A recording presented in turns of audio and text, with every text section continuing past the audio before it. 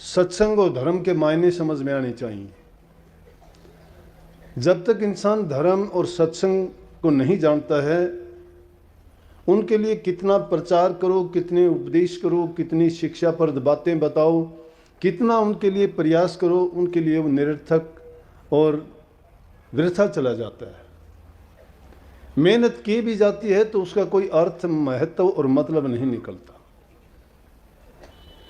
एक चीज़ के लिए प्रयास किया जाए, मेहनत की जाए, लगन से वो काम किया जाए और फिर भी उसका परिणाम हमें अच्छा नहीं मिलता है तो उससे इंसान को कष्ट होता है, दुख होता है। मानता हूं कि आज के युग में भाग दौड़ है इंसान की संसारी पदार्थों के लिए, प्रतिस्पर्धा है एक दूसरे के प्रति, ज़्यादा से ज़्यादा पदार्थों को एकत्रित करने की, सुख सुविधा भोगने की, और उन्हीं में सत्संग और धर्म को भी जोड़ दिया गया।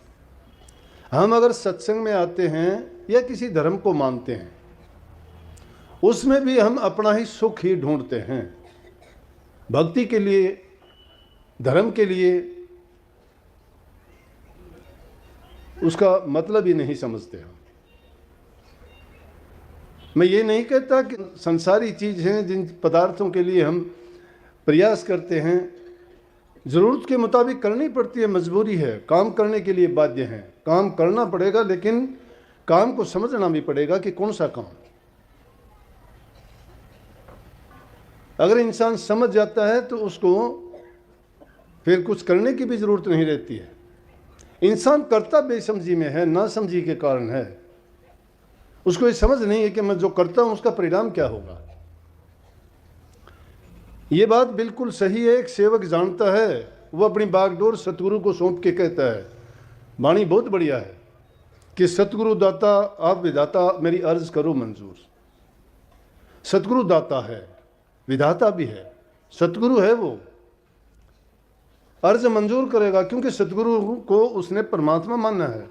जब उसको परमात्मा मानते हो तो उनकी शिक्षा और उपदेश को भी सर्वोपरि मानो, सबसे ऊंचा मानो, तो ही आपके जीवन में बदलाव आएगा, तो ही आपको उसका आनंद मिलेगा, तभी इंसान के जीवन के महत्व का पता लगेगा।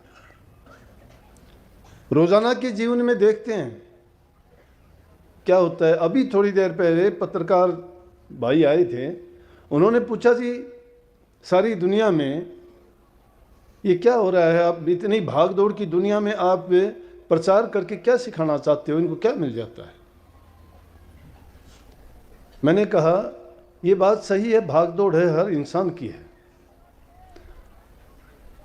जरूरत के मुताबिक सबको काम करना भी पड़ता है, लेकिन जरूरत ही नहीं, इंसान ने उन्हीं चीज़ों को अपना जीवन मान लिया है, वो उन्हीं के लिए जीते हैं, और जो चीज़ उनके लिए थी उसको भूले हुए हैं। हमारे लिए थी क्या कि मनुष्य का चोला इसलिए मिला था कि जन्म जन्मांतरों तक कितने जन्मों के हम कर्म के कर्जदार हैं, कर्म किए हैं हमने, याद नहीं है, भूले हुए हैं। इसीलिए बार बार कहते हैं ना, रोजाना सुनते हो, गाते हैं कि सतगुरु के दरबार में जाइए, बारंबार भूली वस्तु लखा दें, सतगुरु हैं दाता। भूली वस्तु है क्या? कोई हमारी चीज़ खोई हुई नहीं है, कोई संसारी पदार्थ की बात नहीं करते। इंसान ने भूल क्या भूल हुई है उससे भूल यही हुई है कि जिस मकसद के लिए इंसान का चोला मिला था उस काम को नहीं करता। इंसान का चोला मिला था कि ये अवसर मिलता है भक्ति करके, प्रभु का गुणगान करके, उसके रास्ते को जान के, अपने जीवन के जितने कर्म हैं उनको भोग के, उनको पूर्ण करके, कर्मों से निर्लेप होकर उस घर को पहुंच जाए जहां से आया था, और वहां जाने के बाद फिर इस दुनिया के झमेले में ना पड़ना पड़े। ये अवसर मिलता है, ये मालिक की तरफ से उसको मौका मिलता है। जिनको जल्दी मिलता है उनके शुभ कर्म होते हैं, जिनको टाइम लग जाता है उनके थोड़े बुरे कर्म होते हैं, लेकिन मौका उनको भी मिलता है। ये नहीं, और जिनके कितने भी इकट्ठे हो जाएं, एक बार तो अवसर 84 लाख योनि में हर जीव को इंसान के रूप में दिया जाता है। क्यों दिया जाता है? क्योंकि उनको इस 84 के जन्म मरण के चक्कर से, गेड़ से बचाने के लिए, कि वो इससे निकलने का प्रयास करें। सत्य पुरुष ने रूह सौंपी जरूर थी काल महाराज को, लेकिन उसके साथ साथ जब इन रूहों ने कहा कि हमारा क्या हाल होगा, आपने हमें ही क्यों सौंप दिया इसको। जब समझ थी इस जीव को, अब समझ नहीं है। अब यहाँ आया तो ये काड़का होके रह गया।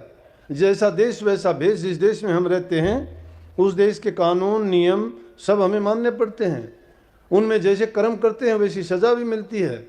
लेकिन हम हाजिर को जानते हैं। हाजिर किसको जानते हैं? वो भी जो चीज़ हमें अपने स्वार्थ की होती है, हमारी ज़रूरत की होती है, उसको मानते हैं। हाजिर सतगुरु को नहीं मानते हम। हाजिर से तो हुज्जत करते हैं, हाजिर से तो हुज्जत करते हैं, पूछते हैं। समझ नहीं है। अगर ये समझ इंसान को आ जाती है कि सतगुरु है क्या, परमात्मा को हमने नहीं देखा, नहीं देख पाओगे, ये भी मैं बता दूं। उस जिस परमात्मा को दुनियादार परमात्मा मानते आज तक किसी ने देखा नहीं, ना देख पाए और ना कोई देख पाएगा। अगर कोई कहता है तो वो झूठ कहता है, लेकिन किस तरीके से वो भी सुन लो। इस बात का मतलब समझना, क्यों हम इन स्थूल आंखों से परमात्मा को स्थूल रूप में देखना चाहते हैं, लेकिन वो स्थूल रूप में नहीं है, वो सूक्ष्म रूप में है। हर जगह कण कण में मौजूद है, हर चीज में व्याप्त है। हम में भी है, कीट में, पतंग में, जीव में, जंतु में, पहाड़ में, मिट्टी में, समुद्र में, जल में, थल में, हर जगह है। जहां देखना चाहोगे उसकी लीला हर जगह है। जो एक स्थूल चीज नहीं है उसको कैसे देख पाओगे? यह हमारा अज्ञान है कि हम उसको उस रूप में देखना चाहते हैं, लेकिन उसी को संतों ने शब्द रूप कह दिया। और वो शब्द रूप का रूप कोई रूप नहीं है, वही अरूप है, वो अगम है, वो अगोचर है, वो सर्वशक्तिमान है, वो हर जगह मौजूद है, कण कण में है, व्याप्त है। किस रूप में पाओगे उसको? जिस रूप में देखोगे उसी रूप में हाजिर है। अब यही बात समझने की है। उसको अगर पाना चाहते हैं तो उसके नियम हैं, कानून हैं, और संत उसके लिए बताते हैं कि अपने आप को पहले निर्मल बनाओ। अब दुनिया में क्या हो गया, निर्मल कैसे बनेंगे? धर्म धर्म से लड़ता है, मजहब मजहब से लड़ता है, गुरु गुरु से लड़ते हैं, यथा गुरु तथा चेले। जानते ही नहीं है।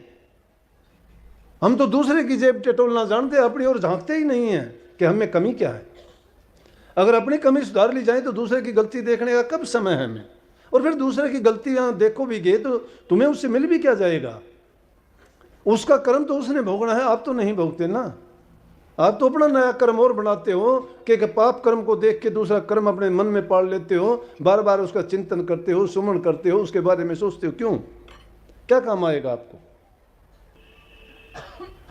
इसलिए धर्म क्या चला दुनिया में? फोकट धर्म हो गए। फोकट, फोकट किसको कहते हैं? जिसका कोई अर्थहीन मतलब नहीं है। फोकट धर्म पकड़ कर जूझे बूझे न सबद जुगत पारा। उस फोकट धर्म को पूछ के उसमें फंस जाते हैं। इस दुनिया रूपी दरियाव से पार होने के लिए शब्द की जुगत नहीं पूछते। जिस प्रकार से पानी मथे हाथ खुशनाई खीर मथ आलस भरा। जो आदमी पानी को मथता है उसमें से दूध घी थोड़ा प्राप्त कर सकता है, लेकिन दूध को मथने के लिए तो उसको मेहनत बहुत करनी पड़ेगी, लेकिन उसमें आलस करता है, उसको नहीं मानता। भक्ति का हमारा कितना सहल नहीं है जितना हम सोचते हैं।